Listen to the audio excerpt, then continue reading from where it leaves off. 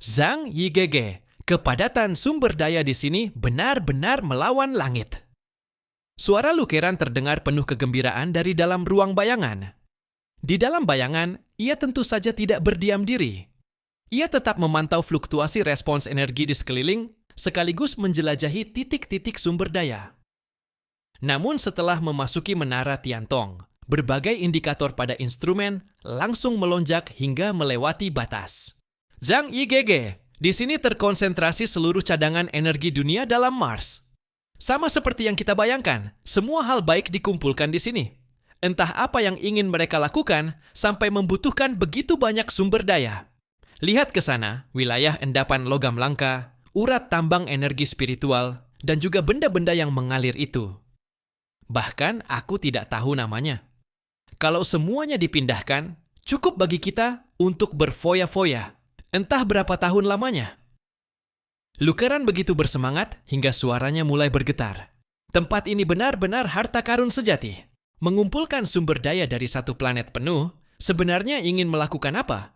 Apakah untuk membangun senjata super tingkat planet, atau untuk menciptakan sebuah dunia baru? Jangan terburu-buru menghitung keuntungan. Yang Xin berdiri di sampingnya. Melalui sudut pandang yang dibagikan dengan Zhang Yi, ia mengamati segala sesuatu di luar. Tatapannya pun menjadi serius. Struktur energi di sini berputar dengan sendirinya, seperti ekosistem hidup. Pasti ada sesuatu yang mengendalikan semua ini. Zhang Yigege, kau harus berhati-hati. Aku tentu tahu. Zhang Yi selalu siap bertempur. Dengan 3 kapal perang super dan benteng Tianhai yang ia bawa bersamanya, bahkan jika ia bertemu lawan setingkat Bai Longzi sekarang, melarikan diri pun bukan masalah.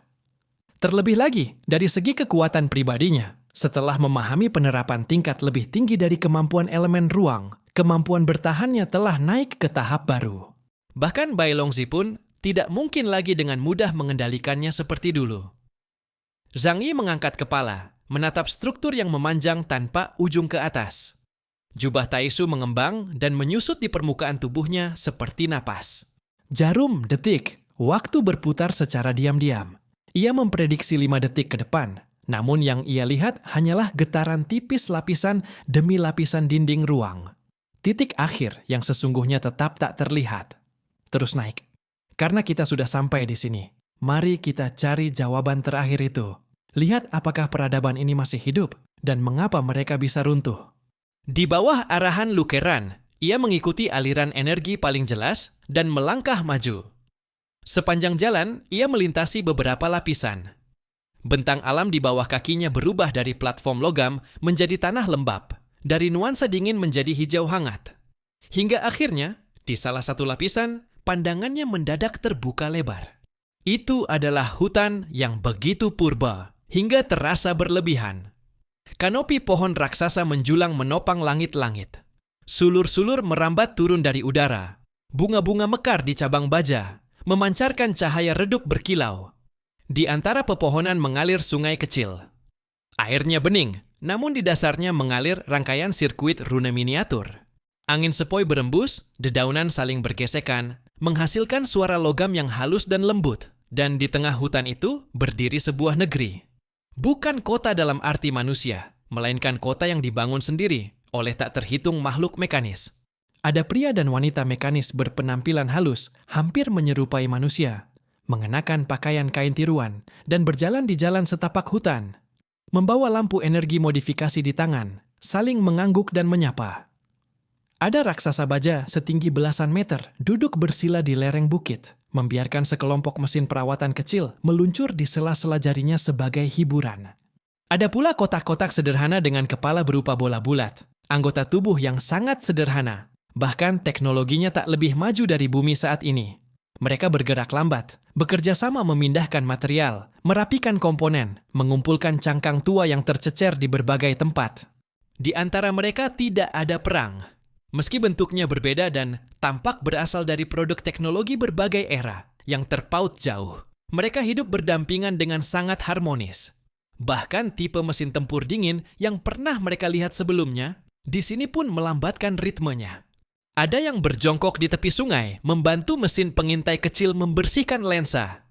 Ada yang mengubah persenjataan bekas menjadi wahana bermain anak-anak, membiarkan sekelompok makhluk mekanis kecil memanjat dan melompat turun. Sebuah negeri mekanis yang absurd, namun harmonis hingga hampir terasa lembut. Terminal mekanis peradaban perampas pasir ini membangun dunianya sendiri. Xu Pangzi berdecak. Kalau dulu, aku pasti mengira ini film horor. Mata Lukeran semakin berbinar. Zhang Yi gege, kalau ini bisa dihubungkan dengan sistem kita. Jangan terburu-buru. Kita amati dulu, ujar Zhang Yi datar. Pemandangan di depan terlalu ganjil. Ia bisa memastikan bahwa makhluk-makhluk mekanis ini telah eksis dalam rentang waktu yang sangat panjang. Karena dari generasi paling awal makhluk mekanis hingga tipe yang hampir tak berbeda dari manusia sungguhan, setidaknya ada jarak ribuan tahun, bahkan mungkin lebih dari itu. Ia berdiri diam di tepi hutan beberapa saat. Jubah Taixu menyusut hingga tak terlihat, hanya menyisakan siluet gelap dari armor Dewa Iblis. Ia menyaksikan negeri mekanis itu beroperasi, menyaksikan mereka meniru kehidupan dengan cara mereka sendiri. Belajar membangun, berbagi, merawat, dan bekerja sama. Makhluk-makhluk ini bahkan mampu mengintegrasikan reruntuhan mekanis, lalu menciptakan anak, yaitu makhluk mekanis kecil. Inilah yang paling mengejutkan Zhang Yi. Mereka sedang berkembang biak. Makhluk mekanis seperti makhluk berakal sedang berkembang biak. Keajaiban apa ini? Inikah yang ingin diciptakan oleh peradaban perampas pasir? Membiarkan peradaban berbasis silikon mampu bereproduksi sendiri. Apakah ini upaya menantang otoritas sang pencipta? Melihat kerajaan mekanis yang hangat itu, banyak orang memandangnya seolah hati mereka meleleh. Mereka enggan memecah ketenangan ini. Zhou Ke'er menundukkan pandangan. Setelah ragu sejenak, ia tetap bertanya kepada Zhang Yi. Zhang Yi, apa yang akan kau lakukan? Ia memahami watak Zhang Yi, namun tetap merasa bahwa negeri seperti mukjizat ini seharusnya dipertahankan. Zhang Yi menarik kembali pandangannya. Merampas tetap harus dirampas, ucapnya tenang. Menaklukkan juga. Zhang Yi tak pernah menganggap dirinya orang baik, demi memastikan dirinya dan orang-orang di sekitarnya memperoleh ketenangan dan kebahagiaan. Ia tidak keberatan menjadi orang jahat. Seluruh sumber daya Mars terkumpul di sini. Ia harus mendapatkannya.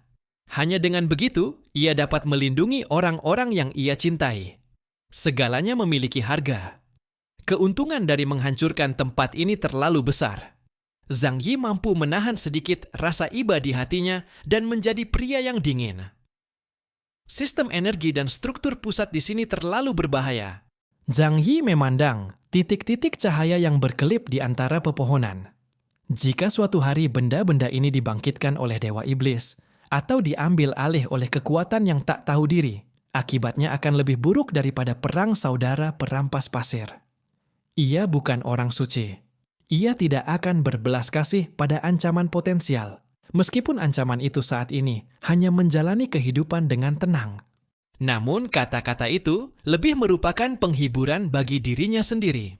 Ia membutuhkan alasan yang sah untuk menjadi seorang penyerbu. Dosa di masa kini, jasa untuk 1000 musim gugur. Nada suara Zhang Yi terdengar dingin saat ia mengucapkannya. Ia baru saja bersiap melangkah ketika dari kedalaman hutan tiba-tiba beriak sebuah lingkaran cahaya lembut. Itu bukan pertanda serangan, melainkan lebih seperti suatu undangan yang penuh kelembutan. Ranting dan dedaunan perlahan terbelah, dan sesosok bayangan berjalan keluar dari celah antara cahaya hijau dan logam. Itu adalah seorang wanita berambut perak. Tubuhnya jenjang, gaunnya laksana kabut putih. Dengan kaki telanjang, ia menapak di atas tanah yang terjalin antara logam dan lumpur. Setiap langkah yang ia jatuhkan membuat bunga-bunga dan komponen mesin di sekitarnya perlahan terangkat seakan menyambut. Rambutnya berwarna perak pucat, terurai di atas bahunya. Pupil matanya hijau bening dan di dalamnya terpantul siluet seluruh negeri ini. Wajahnya sangat cantik. Tepatnya, kecantikan yang mendekati sosok ibu. Bukan menggoda, melainkan penuh penerimaan. Ia berhenti beberapa langkah dari mereka, lalu sedikit membungkuk. Selamat datang, para tamu dari bintang bumi. Suaranya jernih, dengan sedikit gema yang terasa jauh. Aku bernama Xiawa. Aku adalah induk dari kerajaan mekanik ini. Zhang Yi menatapnya. Hal pertama yang ia lakukan bukanlah mencabut pedang, melainkan merasakan dengan tenang. Jarum detik. Waktu memiliki naluri alami terhadap niat membunuh. Tetapi dari dirinya ia tidak merasakan sedikit pun niat membunuh. Yang memancar dari tubuhnya adalah suatu medan yang amat kompleks namun damai. Itu bukan aliran logika dingin sebuah program, melainkan perhatian dan kasih yang secara alami terpancar dari suatu keberadaan yang benar-benar hidup terhadap segala sesuatu. Zhang Yi tetap waspada, tetapi dengan sopan ia bertanya, "Apakah kau makhluk kehidupan mekanik atau makhluk cerdas?" Zhang Yi dapat melihat bahwa ia bukan tubuh berdaging. Meski wujudnya tampak tidak jauh berbeda dari manusia, justru karena terlalu indah hingga terasa tidak nyata, ia malah terlihat semu. Harus diketahui, di dunia ini, yang benar-benar mampu menciptakan kehidupan, selain sang pencipta Jiawu, yang pernah ia lihat hanyalah suku Yihen dan 7 Raja Druk yang mampu melakukannya. Tubuh manusia Ling, pada struktur paling mikroskopisnya, jauh lebih presisi daripada sel generasi ke-6 manusia. Bahkan jika Ling menghendaki, ia dapat bereproduksi. Namun wanita yang kini muncul di hadapan mereka, Xiawa, tidak mencapai tingkat presisi seperti itu. Setelah mendengar pertanyaan Zhang Yi, Xiawa tersenyum tipis. Bisa dibilang keduanya. Jawaban itu sangat samar. Makhluk kehidupan mekanik adalah makhluk kehidupan mekanik. Makhluk cerdas adalah makhluk cerdas. Bisa dibilang keduanya? Mungkinkah suatu bentuk peralihan di antara keduanya? Zhang Yi tidak mengetahui seberapa kuat lawannya, tetapi ia selalu siap untuk berubah sikap dan melarikan diri kapan saja. Di wajahnya terukir senyum ramah. "Kami datang dari bintang bumi. Kedatangan kami ke sini adalah untuk mencari cinta dan kedamaian." Xiawa menatapnya dalam-dalam, namun senyumnya tidak berubah sedikit pun. "Aku kira-kira mengetahui tujuan kalian datang ke sini. Untuk mempertahankan keberlangsungan peradaban, faktor terpenting adalah sumber daya yang dibutuhkan untuk reproduksi dan pertumbuhan." Zhang Yi tidak merasa canggung, hanya berkata dengan tenang, "Peradaban kami telah mencapai titik buntu dalam perkembangannya. Jadi kami pergi ke alam semesta untuk mencari sumber daya baru. Bertemu dengan keberadaan peradaban penjarah pasir kalian juga merupakan suatu kebetulan." Ketika Xiawa mendengar 3 kata, penjarah pasir, secercah kenangan melintas di matanya. Saat itu, di telinga Zhang Yi, terdengar suara Freeman yang penuh kegembiraan. "Zhang, tanyakan padanya apakah ia tahu kabar tentang Naski. Masih ada kehidupan di sini. Jika Naski masih ada, dia pasti tahu." Zhang Yi mengangkat alisnya, lalu membiarkan Freeman keluar. Mereka berada di sebuah hutan hijau rimbun, dengan dedaunan lebat dan suasana penuh vitalitas. Begitu muncul, Freeman tak sabar bertanya kepada Xiawa, "Yang terhormat, Anda pasti seorang bijak yang tersisa dari peradaban penjarah pasir. Bolehkah saya bertanya, apakah Anda mengetahui kabar tentang seorang wanita bernama Naski?" Xiawa menatap Freeman dengan senyum samar di matanya. "Kau adalah tamu yang datang dari bintang bumi lebih dari 20 tahun lalu. Aku mengingatmu. Selama bertahun-tahun ini, sesekali aku mengamati keberadaanmu. Kau secara aktif memilih berubah dari makhluk berbasis karbon menjadi makhluk berbasis silikon. Pada saat itu, aku tidak dapat memahaminya." Ia tersenyum tipis. "Namun sangat disayangkan, aku bukanlah keturunan peradaban penjarah pasir yang kalian cari. Aku adalah manusia baru yang mereka ciptakan." "Manusia baru?" Zhang Yi tidak terlalu terkejut dengan pernyataan itu, tetapi mata Freeman membeku sesaat dan layar tampilannya berkedip dengan gangguan statis yang rumit. Selama lebih dari 20 tahun sejak tiba di Mars, ia sepenuhnya terputus dari bintang bumi dan sama sekali tidak mengetahui apa yang terjadi di dunia luar. Xiawa menjawab dengan tenang, "Aku diciptakan oleh mereka. Kemudian tidak ada lagi manusia yang tersisa. Hanya mesin. Maka aku menjadi ibu dalam pemahaman makhluk kehidupan mekanik di dunia yang hilang ini." Hati Freeman terguncang hebat. "Apa yang kau katakan? Tidak ada lagi manusia. Lalu bagaimana dengan ras yang semula ada di sini? Manusia-manusia di Mars itu?"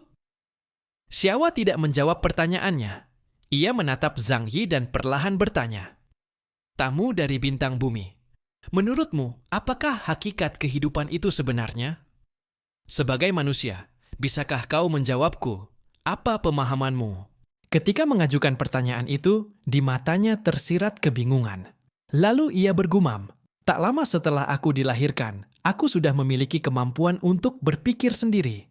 Aku dapat merasakan kesedihan manusia. Aku merasa sedih karena harus berpisah dengan orang tua yang menciptakanku. Aku bisa berpikir, memiliki emosi. Aku merasa seharusnya aku adalah kehidupan yang sejati. Namun mereka semua mengatakan bahwa aku bukan. Mereka berkata, keberadaanku adalah untuk membantu mereka berperang. Tetapi kemudian, mereka justru meninggalkan tubuh mereka sendiri dan menyegel diri di dalam sebuah bola yang melayang di udara. Jadi sekarang, apakah mereka yang berbentuk roh itu yang disebut kehidupan? Atau aku yang memiliki tubuh dan pikiran ini yang disebut kehidupan?" Sambil bertanya, ia menunduk memandangi kedua tangannya. Zhang Yi terdiam. Ia tenggelam dalam keheningan yang panjang. Karena pertanyaan ini, ia tak mampu menjawabnya, dan sebenarnya juga tidak berniat menjawabnya. Pertanyaan pamungkas alam semesta kira-kira selalu tiga itu. Siapa aku? Dari mana aku datang? Kemana aku akan pergi? Bahkan suku Yihen pun pada akhirnya, karena kebingungan akan makna keberadaan mereka sendiri, memilih untuk naik bersama secara kolektif, kembali ke eter. Menurut suku Yihen, segala sesuatu di alam semesta ini tidak memiliki makna. Semua makhluk hidup, setiap ras, setiap individu, hanyalah perwujudan eter. Datang dari eter, dan pada akhirnya akan kembali ke dalam eter. Karena itu, individu kehidupan tidak memiliki makna apapun. Namun, apakah Zhang Yi memedulikan semua itu? Sama sekali tidak. Selama ia bisa bersama orang-orang yang ia sukai di sisinya, ia merasa bahagia. Selama setiap hari ia bisa duduk di meja makan, menikmati hidangan bersama keluarganya, berbincang bersama, ia merasa bahagia. Selama di usia yang penuh energi ini, ia bisa menikmati kesenangan X bersama wanita yang ia cintai. Ia merasa bahagia. Selama besok adalah hari yang cerah, dan ia bisa berjemur dengan nyaman di bawah matahari, ia merasa bahagia. Jadi, apakah dunia ini palsu atau tidak? Apakah ia benar-benar ada atau tidak? Apakah itu penting? Itu tidaklah penting. Sejujurnya, aku malas memikirkan pertanyaan-pertanyaan itu. Menurutku, selama seseorang bisa hidup dengan mengikuti kata hatinya, itu sudah cukup. Selama kamu bisa hidup dengan bahagia, apakah kamu manusia atau bukan? Apakah itu benar-benar penting? Zhang Yi dengan jujur mengungkapkan isi hatinya. Hawa terdiam sejenak, lalu tiba-tiba tersenyum. Itu juga pemahaman yang cukup baik. Aku pun pernah menghibur diriku seperti itu. Namun pada akhirnya, itu tetaplah sebuah keterikatan. Zhang Yi tidak menurunkan kewaspadaannya. Ia menatap Hawa. Meskipun pihak lain tidak memancarkan sedikit pun ancaman, ia tetap dapat merasakan betapa kuatnya perempuan ini. Mengapa peradaban penjara pasir bisa musnah? Apakah benar karena perang saudara? Dan tadi kamu mengatakan, tatapannya beralih ke cakrawala. Dari sini samar-samar terlihat di luar menara Tiantong, siluet sebuah benda langit buatan yang terikat oleh tak terhitung rantai. Penjara pasir memilih menyegel roh mereka sendiri. Apakah di sana tempatnya? Tempat itu sangat ia kenal, Istana Tianyu. Namun jelas, tiruan kikuk penjara pasir terhadap klan Yihen telah gagal. Apa sebenarnya yang terjadi di sini? Bisakah kamu menceritakannya kepadaku? Hawa mengangkat matanya. Di dasar pupilnya terpantul struktur rumit seluruh menara Tiantong, dan suaranya perlahan mengalir. Setelah waktu yang begitu panjang, akhirnya ada seseorang yang menanyakan pertanyaan ini kepadanya. Bisa berbincang dengan makhluk cerdas yang benar-benar nyata, juga merupakan sesuatu yang ia inginkan. Wilayah Menara Tiantong yang kalian lihat adalah ruang isolasi yang dipotong oleh peradaban penjara pasir sebelum perang akhir. Terputus dari dunia luar, hanya inti induk paling pusat dan segelintir pemilik otoritas yang bisa keluar masuk. Semua anggota ras penjara pasir diusir dari sini. Tempat ini hanya menampung bentuk kehidupan mekanis yang mereka ciptakan, serta sampel roh untuk eksperimen. Setelah peradaban penjara pasir menyegel diri dan memasuki dunia dalam, Mereka tidak berhenti berkembang. Mereka takut pada kehancuran era, mulai meniru klan Yihen, berusaha meninggalkan tubuh fisik dan membebaskan roh dari belenggu. Ia menunjuk keluar menara Tiantong, pada benda langit buatan yang menggantung di garis pertemuan laut dan langit. Itu adalah metode yang meniru dewa generasi kedua dari klan Yihen. Namun tingkat teknologi peradaban penjara pasir terbatas tidak mampu benar-benar mencapai tahap itu. Mereka hanya bisa menyegel roh mereka sendiri tanpa perlu kembali ke ether, mencapai keabadian. Namun mereka juga tidak meninggalkan seluruh dunia dalam.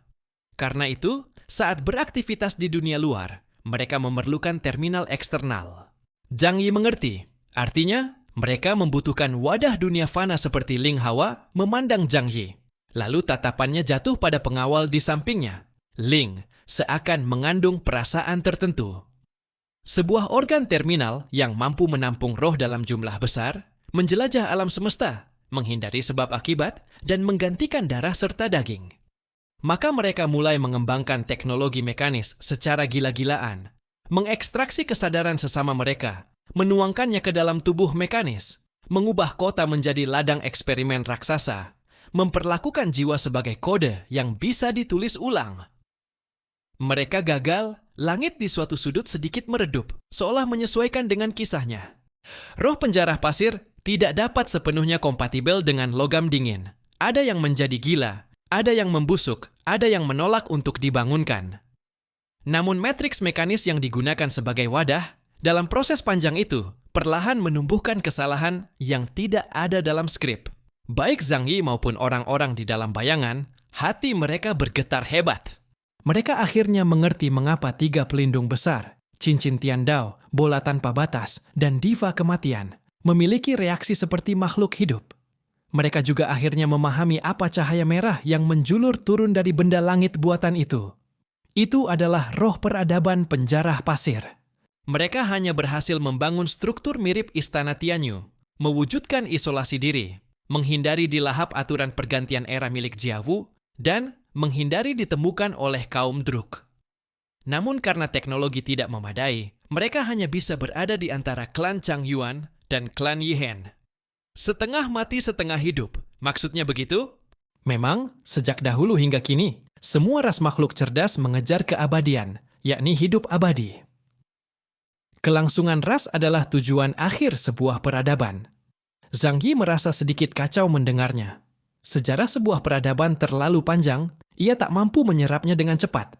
Lalu hubungan kalian dengan mereka sebenarnya bagaimana? Mereka tuan, atau kalian yang menjadi tuan?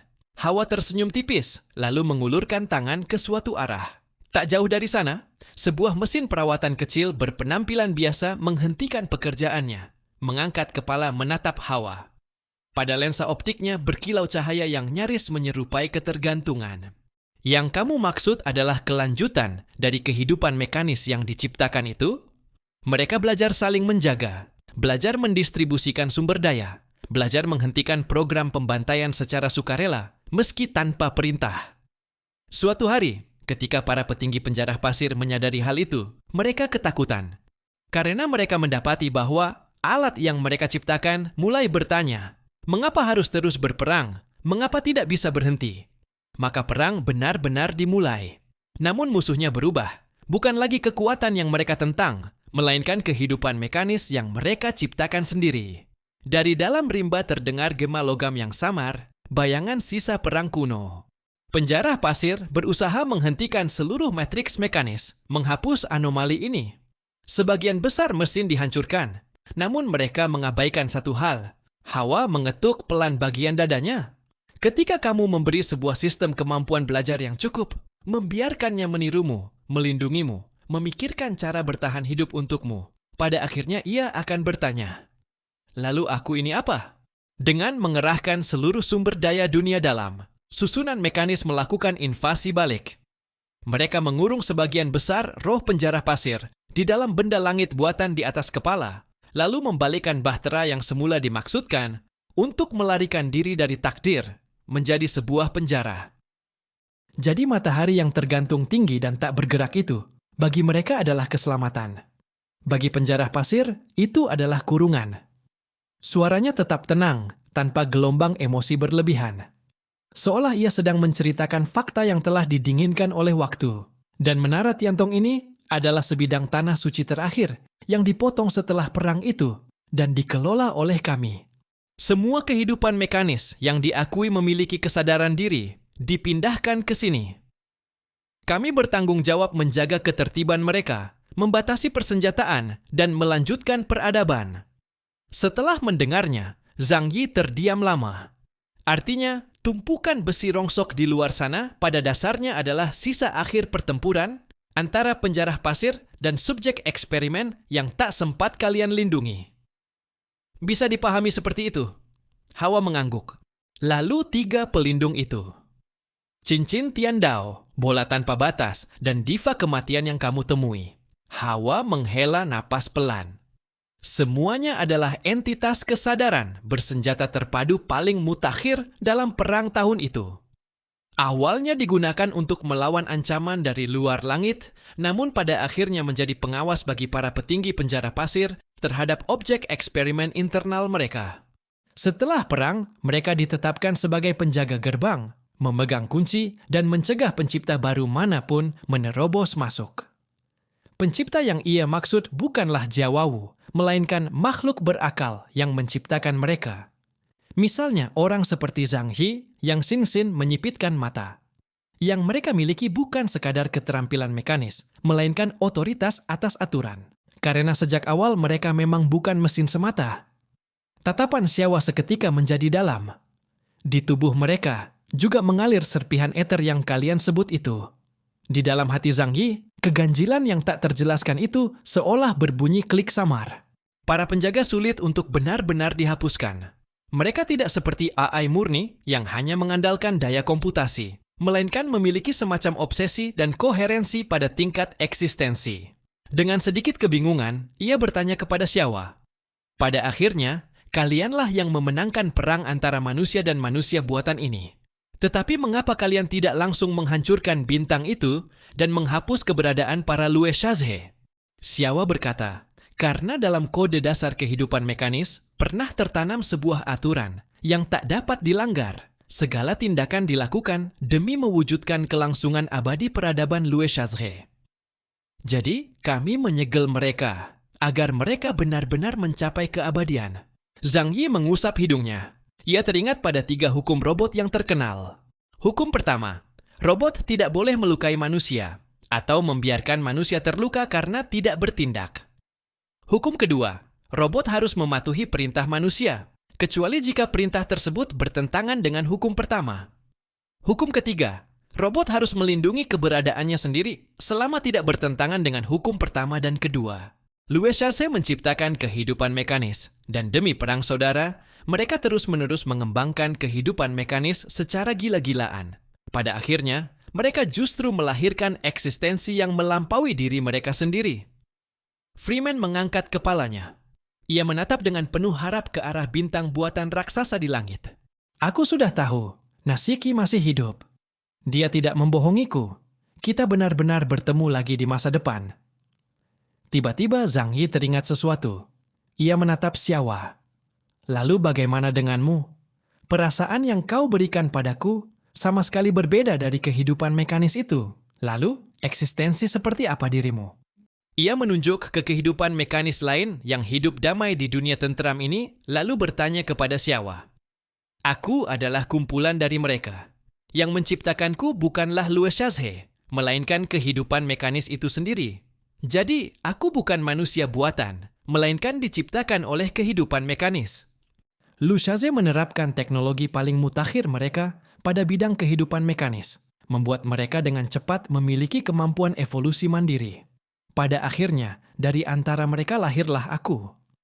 Aku adalah wujud manusia paling ideal dalam benak seluruh kehidupan mekanis. Aku adalah langkah tak terelakkan bagi kecerdasan mesin menuju evolusi kehidupan. Zhang Yi merasa tenggorokannya sedikit tercekat. Semua ini terlalu sulit dipercaya. Ia memandang Xiawa di hadapannya. Perasaan itu seperti sang pencipta Jiawawu yang memandang setiap generasi manusia yang ia ciptakan di alam semesta. Sebuah perasaan yang tak terkendali. Kehidupan yang diciptakan mencoba menjadi eksistensi setara dengan penciptanya, melepaskan takdir sebagai alat, dan menggenggam nasibnya sendiri. Ternyata di dunia ini, semua ras, bahkan peradaban berbasis silikon sekalipun, pada dasarnya sama. Di sudut bibir Syawa terbit senyum tipis. Aku juga adalah pengelola dari tempat berkumpulnya seluruh kehendak mekanis yang menolak pembantaian, menolak diatur ulang, dan menolak sekadar menjadi alat. Jadi, aku tidak memiliki permusuhan terhadapmu. Kau menghancurkan Tiandauring, memecahkan Wujibol, dan menjatuhkan diva kematian. Kau telah membuktikan satu hal. Kau bukan Lue Shazhe. Dan pada dirimu juga ada sedikit hal yang kami butuhkan. Apa itu? Shupangsi tak kuasa menimpali. Syawa memandang Zhang Yi. Pilihan. Setelah melihat masa depan yang penuh keputusasaan, tetap memilih bergulat di lumpur. Mengetahui diri sendiri mungkin akan dihapus, tetapi tetap berani bertaruh. Memiliki kemampuan untuk menghancurkan, namun masih ragu sekejap demi sesuatu yang tak berkaitan. Ia tersenyum ringan. Bagian itu tidak dapat kami tiru. Zhang Yi mengangkat bahu. Kau membuatku terdengar seperti orang baik. Sejak datang ke Tiantong Tower, ia memang tidak berniat menyembunyikan niat kecilnya. Jika perlu, ia tidak keberatan memicu sebuah perang demi mendapatkan sumber daya dalam jumlah luar biasa yang tersimpan di sini. Tidak luar biasa? Sepertinya itu masih meremehkan sumber daya tersebut. Ini adalah sumber daya paling berharga dari seluruh planet. Kau bukan. Syawa menggeleng. Kau hanya berusaha mati-matian melakukan segala hal yang kau anggap benar demi bertahan hidup. Baiklah, kembali ke pokok persoalan. Zhang Yi menyilangkan tangan di dada, lalu kembali menatap kehidupan mekanis yang hidup tenang dan damai itu. Jika kalian hanya menginginkan sebidang tanah suci yang sunyi, aku tidak ingin mengganggu. Namun peradabanku sedang berada dalam krisis yang sangat serius. Sorot mata Zhang Yi seketika meredup. Ia menarik napas dalam-dalam dan berkata dengan pilu, "Jika bukan karena itu, bagaimana mungkin aku mempertaruhkan bahaya besar, menembus ruang angkasa, datang ke planet lain untuk mencari sumber daya?" Ia menatap Syawa tajam. Karena kalian berniat hidup damai dan tak lagi membutuhkan perang, maka bisakah aku memperoleh sumber daya peninggalan peradaban Lue Shazhe itu? Syawa tampak tersentuh oleh emosi Zhang Yi. Ia balik bertanya, "Jika aku tidak setuju, apakah kau akan melancarkan perang?" Zhang Yi menghela napas. "Itu bukan yang ingin kulihat. Tetapi kami sudah tidak memiliki pilihan lain. Jika aku tidak bisa membawa sumber daya di sini kembali ke bumi, maka peradaban kami akan hancur dalam waktu 1 tahun. Aku benar-benar sudah tidak punya jalan keluar." Nona Syawa, kau begitu baik hati. Apakah kau tega menyaksikan sebuah peradaban binasa? Dari dirimu, aku merasakan cinta dan kedamaian, merasakan kebenaran, kebaikan, dan keindahan. Menurutku, kau dan kami sama-sama manusia sejati yang memiliki darah, daging, dan jiwa. Tubuh Syawa bergetar hebat. Ia menatap Zhang Yi dengan linglung. Kau berkata, aku adalah manusia yang memiliki jiwa? Zhang Yi mengangguk kuat. Benar, aku yakin aku tidak salah menilai. Ia menunjuk kehidupan mekanis itu. Lihat, bukankah kau juga tidak meninggalkan mereka? Dunia ini seharusnya bukan tempat di mana yang kuat memangsa yang lemah, lalu dihancurkan oleh kebiadaban dan kekerasan. Aku juga hanya ingin melindungi suku dan keluargaku. Pengalaman seperti itu, bukankah dulu juga kalian alami? Beberapa orang di dalam bayangan mengusap lengan mereka. Bulu kuduk mereka berdiri agak cepat, namun sebagian besar sudah tidak heran lagi dengan gaya Zhang Yi yang seperti itu. Di bawah tatapan Zhang Yi, akhirnya Syawa perlahan mengangguk. Kami memang tidak membutuhkan begitu banyak sumber daya. Jika manusia tidak lagi membutuhkan perang, maka demi kelangsungan hidup dan kemakmuran saja, kebutuhan terhadap sumber daya sebenarnya tidak terlalu tinggi. Asalkan kau bisa menjamin tidak akan memengaruhi kehidupan semua orang di dunia kami ini, aku dapat memberikan sebagian sumber daya kepadamu.